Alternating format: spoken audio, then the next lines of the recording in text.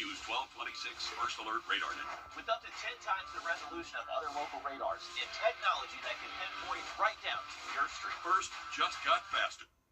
To play America's favorite jackpot game, this is Powerball. Good evening, America. I'm Laura Johnson.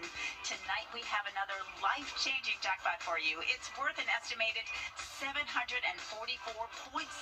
million. So get those tickets out. Let's play. That first number up is 18. Followed by the number 5.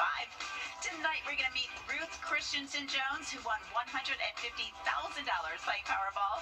Now for the rest of those numbers, we've got 26, 59, rounding it out with 47. Your Powerball number tonight, good luck everyone, is 1, and your Power Play multiplier is 3.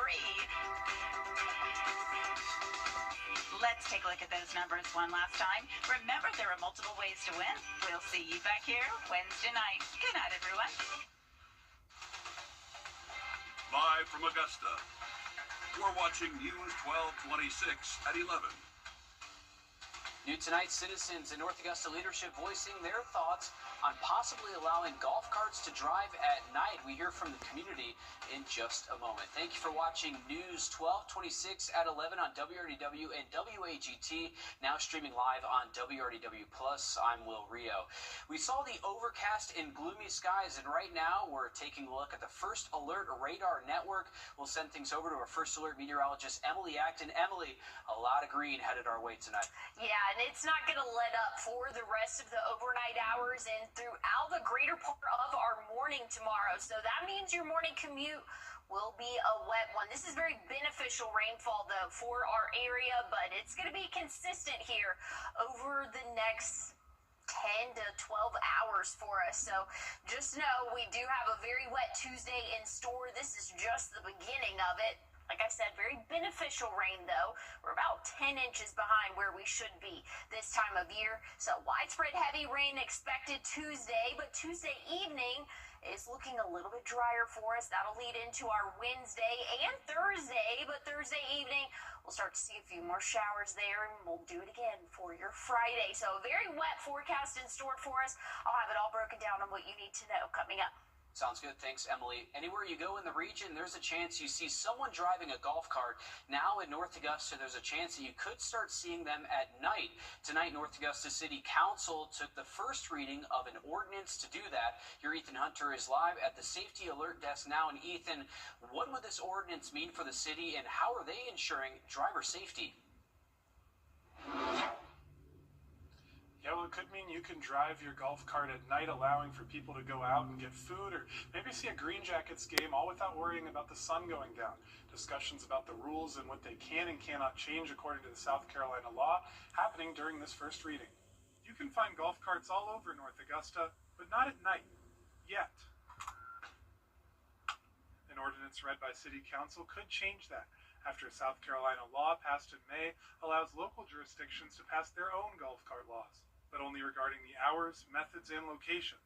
This ordinance would allow people to drive golf carts until 11 p.m., as long as they have headlights, taillights, brake lights, reflectors, and a rear-facing mirror. These are all things that are required by South Carolina law, so those are inviolate. Those are things you cannot change or the City Council cannot change. Some council members wanted to require stricter seatbelt laws, but the state says only kids under 12 have to wear them. The city attorney says that's not in their jurisdiction to change. What this says we can do does not include requiring additional equipment on the vehicle. Still, Councilman Wrdw stressed the importance of protecting kids on the road. It does say that we can set the hours, and if kids start getting hurt in our community, I'm for setting the hours from 11:59 a.m. to 12:01 p.m. The penalty for violating these rules, a fine of no more than $100 or no more than 30 days in jail. The ordinance passed unanimously and will look to become law at the council meeting on December 15th. For more information about the current golf cart rules, you can find that on our website, wrdw.com. And this is definitely a talk or something we will continue to follow. Thank you for that, Ethan. And new tonight, the Burke County Sheriff's Office is asking for your help finding a runaway teenager. If you have any information on him, you can call the Burke County Sheriff's Office at the number at the top of your screen there. Bryson Yost was last seen on Neely Circle at around 5 wearing a black hoodie, black joggers, and white shoes. He's about 5 feet 8 inches tall. And developing tonight, the Aiken Department of Public Safety asking for your help finding 14-year-old Austin Toole. He was last seen November 24th near Lawrence Street and Hayne Avenue. If you have any information, you can call the Department of Public Service dispatch line option 1. Toole has brown eyes, brown hair, and was last seen wearing a gray shirt, blue jeans, and white shoes. The application period is now open for you to apply for help with your heat bills. Georgia's Low-Income Home Energy Assistance Program runs through the Georgia Department of Human Services. Locally, you can apply through the CSRA Economic Opportunity Authority. The program helps homeowners and renters with heating bills through direct payments to utilities. Right now, those 65 and older and that are medically homebound can apply only. Other eligible Georgians can schedule an appointment on January 2nd. The money is provided on a first-come, first-served basis. We have a link on our website, wrdw.com, to see the full list of eligibility requirements. Some of the information that you need to provide is your most recent heating bill and proof of income. And happening now, Richmond County deputies asking for your help getting information on a deadly crash from November. Deputies say the crash happened on November 12th at around 3 in the afternoon. The sheriff's office says a 2015 Dodge Ram and a 2016 red Ford Escape crashed at the intersection of Deansbridge Road and Morgan Road. Anyone with information is asked to call the sheriff's office. You can remain anonymous. And new tonight, caregivers are in Washington, D.C. this week, making their voices heard with the Dole Foundation. The fire crews in Augusta busy today, battling multiple fires. First, crews battled this home fire on Kissingbauer Road earlier this morning. You can see just how heavy that smoke was. Crews on the scene worked from 9 to 12 trying to put that fire out. No one was home during the fire, and emergency crews rescued a pet. Unfortunately, officials say the home is a total loss. The cause of the fire is still under investigation tonight. Also, the Augusta Fire Department responding to a generator fire at Augusta National Golf Club. Take a look. It was reported just after 11 o'clock. This is video sent in to News 12 from a viewer showing some of that heavy smoke there. Fire crews say the fire was contained and put out. No one was injured, but this is right over the tree barrier there on Washington Road. And there is some positive news about Sergeant Andrew Wolf, the West Virginia National Guardsman who survived the ambush attack in All right, it's December, and you know what that means. The countdown to Christmas is on, and as you can see, we have the timer right here. The city of Johnston held its tree lighting ceremony just a few hours ago. It's a town tradition, so we'll head over there to see that tree all lit up. Take a look. 3, 2, 1. All right, looking good. Santa made an appearance as the city turned out in the colder temperatures this evening. They read a Christmas story and had all types of different activities, all in the name of making sure the community feels loved during the holidays. Definitely know it's a joyful time, but sometimes it can be sad. You know, loved ones are gone. So whenever we're here as a community as a whole, we're here loving on one another, showing each other love as a community. So that's why we feel like it's important to have this every year. This week, there are multiple tree lightings. I'll be at the North Augustas tomorrow at 5. We'll also see Santa there, too. Evans Town Center has its tree lighting on December 4th, starting at 4. Downtown Aikens is also December 4th, but at 6 p.m. And Augustus is on December 6th at 6 p.m., but their Christmas parade starts at 1 p.m. There are other Christmas lightings and events happening this week and all this month. On Wednesday, the Aiken Train Museum will open the Christmas train display, and ice skating opens at the Sharon Jones Amphitheater. On Thursday, the City of Denmark and City of Aiken are hosting tree lightings, and there are many more holiday events happening this month. You can head over to our website, search Christmas to find a full list of events. Emily. Well, we're tracking rainfall this evening, and we can expect to see that overnight tonight and throughout your morning tomorrow. I'll have more details on what your Tuesday will look like coming up. And Luigi Mangione, the suspect charged with killing United Healthcare's CEO, was in court today. We have new details as prosecutors say they have a motive for the shooting. After the break.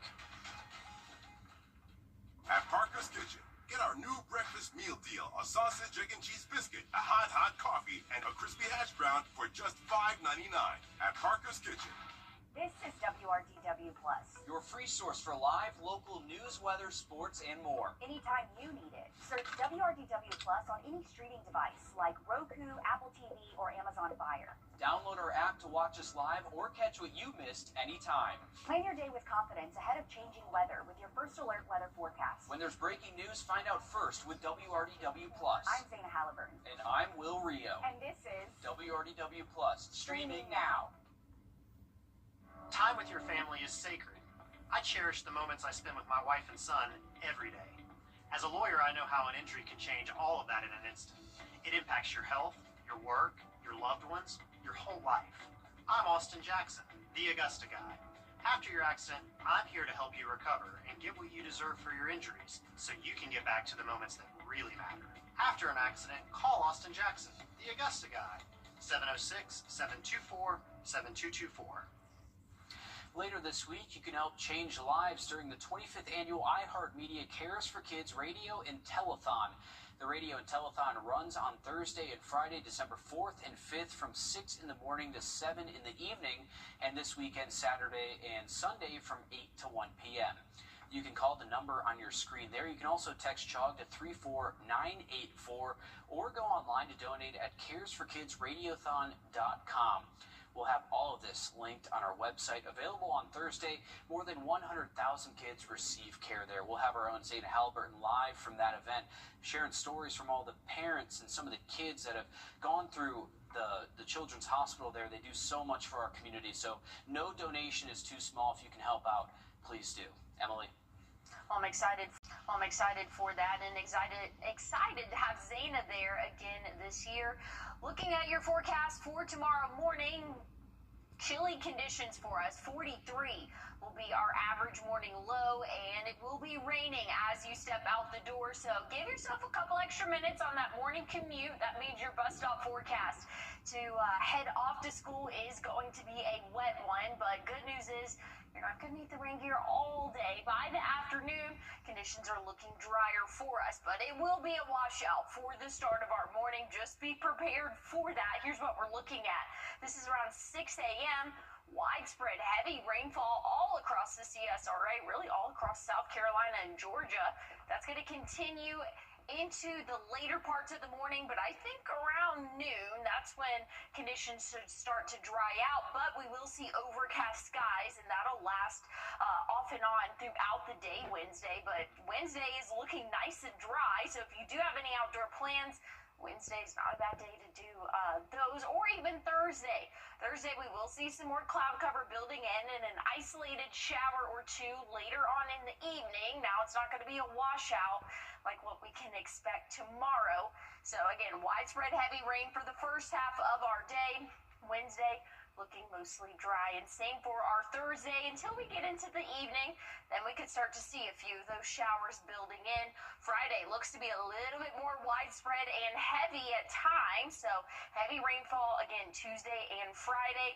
Saturday, we're keeping an eye on those rain chances, not wanting to cancel any outdoor plans just yet, but something we're continuing to keep an eye on. And when it's all said and done, throughout the next 7 days, anywhere from 2 to 3 inches of rainfall will have fallen for us here in the CSRA, and it could not come at a better time. We're seeing moderate and severe drought conditions all across the area, and again, this just continues to get worse, but hopefully with this rainfall that we'll see tomorrow and again on Friday, we'll have some better conditions in store for us, but we do have that 40% chance on Saturday. I know there's a lot of Christmas activities going on. Again, I wouldn't cancel them just yet, but just make sure that you're staying up to date with the forecast. We'll keep you guys updated here on News 12. Thanks, Emily. The man accused of gunning down United Healthcare. We're here for Georgia, and we're here for you. Yeah, right along with me, Riley Hale, every week as I fit the good spot right there and explore the CSRA we all love. Reel in with Riley, Thursdays at 5:30 on News 12, sponsored by Plunkett Heating and Air. With your Atlanta's 60th anniversary Ford Mustang GT or a shopping spree, you visit any Farmer's Home Furniture location now through December 20th. This season, celebrate the joys of home and family. Farmer's Home Furniture, your hometown store. Riding down the highway, the logging truck turned, the logs came through, hit me in the head, and hit my my daughter-in-law in the face. I had saw Austin's commercial on TV. I looked his number up on the internet, and he got right back to me. First Alert Radar, powered by Jim Hudson Automotive Group. On your sideline, Sponsored by Chandler Law Firm. There are many things in life that are hard to believe. Whether the chicken or the egg came first, how is Kirby Smart 1-8 against Alabama, and how we are at the end of the high school football season. Only 2 teams are left standing in South Carolina with 2 state titles on the line. Up first on Friday night, Bamberg-Ehrhardt back in the state finals for the first time since 2021.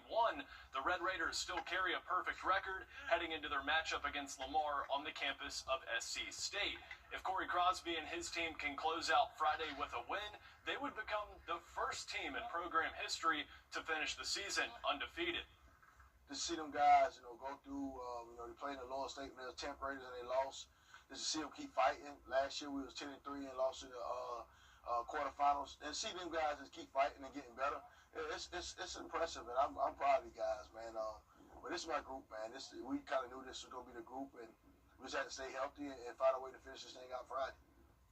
The day after, on Saturday, Strom Thurmond makes an appearance in the 2A state finals for the first time since 2005, which also happens to be the last time the Rebs lifted the top prize. Coach Andrew Webb is in his 4th year with Strom, leading the Rebels past the quarterfinals for the first time since 2012. Strom will face Hampton County, which is a team that's riding an 8-game win streak into the finale. Coach Webb could become just the 3rd coach at Strom to win a state title. And at the same time that game kicks off on Saturday, so will Georgia in the SEC championship game. For the 3rd time in 5 years, the Dogs and the Crimson Tide squaring off in Atlanta. Georgia's only loss this season came at the hands of Alabama back in late September when the Tide won 24-21 and snapped UGA's 33 home game win streak. Since that loss, the Dogs have won 8 straight, most of them coming in comfortable fashion. As we all know, Alabama has had Georgia's number over the last decade. Kirby Smart just 1-8 versus the Tide, and Georgia is 0-4 in SEC title games against Bama. Monday, Coach talking about how both teams match up the same as they did 2 months ago. I don't think you change a whole lot during the year. You play to the skill set of your playmakers. They've got playmakers. They play to the skill set of those guys. Ty's still playing really well. He's extremely athletic. He can extend plays. He knows where to go with the ball. He knows defenses. He's played a lot of football, and he's played with a lot of confidence. So I don't think there's a lot of change. I mean, they're really good at what they do. A lot on the line Saturday. A win for Georgia would almost guarantee them a top 4 seed in the playoffs, but a loss could just mean that the Dogs host a playoff game in round 1. And while the football season winds down, the girls' flag football postseason gets started this week. 9 CSRA teams will be represented, rounds 1 and 2 both taking place Thursday night. Washington Wilkes, Grovetown, and Greenbrier all getting the honor of hosting. Washington Wilkes in just the first year of its program, coming off of an area title, while Greenbrier aiming for a 3-peat.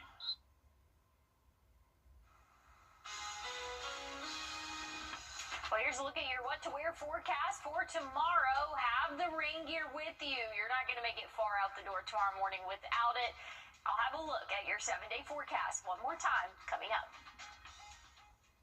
5 and 10, brought to you by your First Alert weather team. Hi, I'm Deborah Alfarone. Spring storms are ravaging the South. The all-new local news live streaming app. Search LNL. Always streaming, always free. Done that. I know that'll help you too. Here's a look at your 7-day forecast. Don't forget, tomorrow morning, very wet morning commute, so give yourself a couple extra minutes out there on the roadways. We'll warm up into those middle 50s for us, and we're going to keep that 50s trend rolling really for the next 7 days. Your Wednesday morning wake-up temperature right around 37. We'll be dry throughout the day Wednesday and throughout the majority of the day Thursday, but we will see a few isolated showers for the end of our our evening Thursday, and we'll see a decent amount of rain again Friday. Friday and tomorrow, pretty similar washout conditions for at least half of the day. Once we get into Saturday, there is that chance of showers. We're going to keep a close eye on it. I know a lot of activities are going on, and things could change timing-wise, but as of right now, we are tracking that chance for your Saturday. Sunday, though, looks to be mostly dry, and Monday next week. Thanks, Emily, and that's all the time we have for News 12 at 11. If you're up early, morning show starts at 4:30.